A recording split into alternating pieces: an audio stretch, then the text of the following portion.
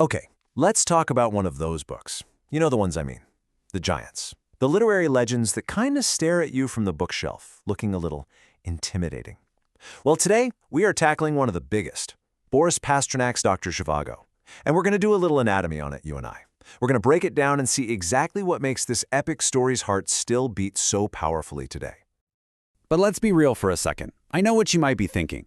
A sprawling, 100-year-old Russian novel about a revolution, is it really worth the time? Is it still worth the hype? It is a totally fair question. And my answer is 1,000% yes.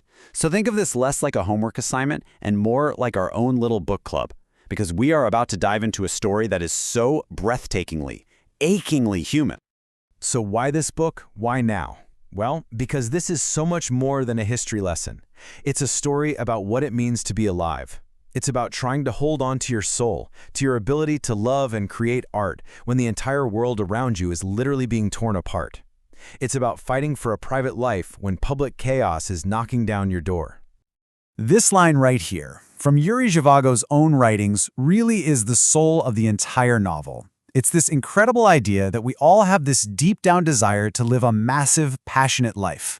And the whole book is about one man trying to do just that, to be a doctor, a poet, a husband, a lover, all while history itself is raging around him. Okay, so to really get Zhivago, you have to understand the world he was dropped into. And I mean a world of pure, unfiltered chaos. This history isn't just a backdrop for the story. It's an active, relentless character that is constantly shaping and shattering the lives of everyone it touches. I mean, just look at this timeline. Try to imagine living through this relentless storm. It kicks off with the tremors of the 1905 revolution. Then it throws you headfirst into the meat grinder of World War I. And just when you think you can catch your breath, bam, you're plunged into the Russian Revolution and then a brutal civil war. There's no escape. This timeline is their life. And Pasternak doesn't let you watch this from a safe distance. No, he pulls you right into the middle of it. This image from that 1905 uprising, it's not just a description, it is a visceral shock. You can feel the cold, you can see the blood on the snow. It makes the history feel chillingly, horribly real. This quote is just wow. It perfectly captures the feeling of 1917. For the people living through it, this wasn't just some political event. Pasternak describes it as this deep psychological release, an explosion of energy that had been held back for way too long. In that moment, everything felt possible, and also completely terrifying. But for all of that epic, historical sweep, the real beating heart of Dr. Zhivago is an incredibly intimate, tangled, and honestly unforgettable love story. It all centers on our hero, Yuri Zhivago, a doctor and a poet who finds himself torn between two incredible women who really represent two completely different worlds. And this is the central conflict of Yuri's life laid bare. On one side, you have Tanya, his wife. She is home, family, the stable, pre-revolutionary world he was supposed to have. But then there's Laura. She is passionate, complicated, a soul forged in the chaos of this new Russia. She's not just an affair, she's his great, impossible love. The choice between them is really a battle for his own soul. So we've got the history, we've got the love story, but the genius of this book goes so much deeper than just the plot.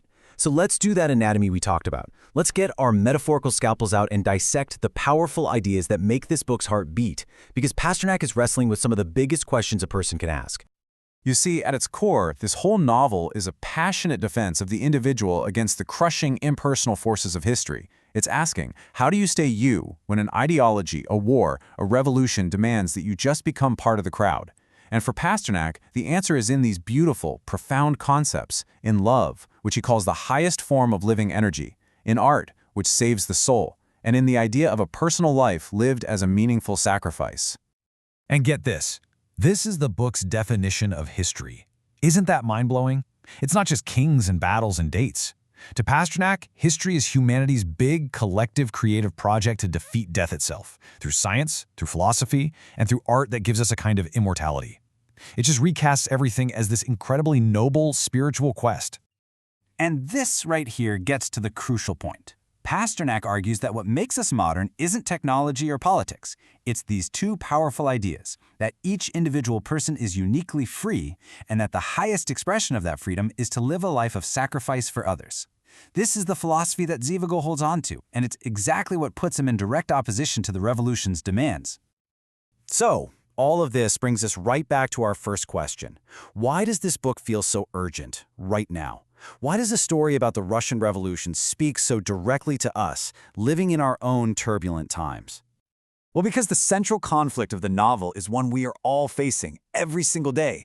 In an age of political chaos, a nonstop news cycle, and social media that demands we're always engaged, how do we carve out space for a quiet, private, meaningful life? How do we protect our inner world from all that noise? And this is the beautiful, ultimate takeaway. This is Pasternak's get to us. He's reminding us that the grand, sweeping forces of history aren't the only things that matter. In fact, true life, the life of the soul, happens in the quiet moments. It's found in a poem, in a conversation with someone you love, in creating a family. And as he says, isolated happiness is not happiness, but it is our individual capacity for love and creation that gives meaning to the whole chaotic story. It is an absolutely stunning, heartbreaking, and life-affirming book. It is one of those that will stay with you long, long after you've turned that final page.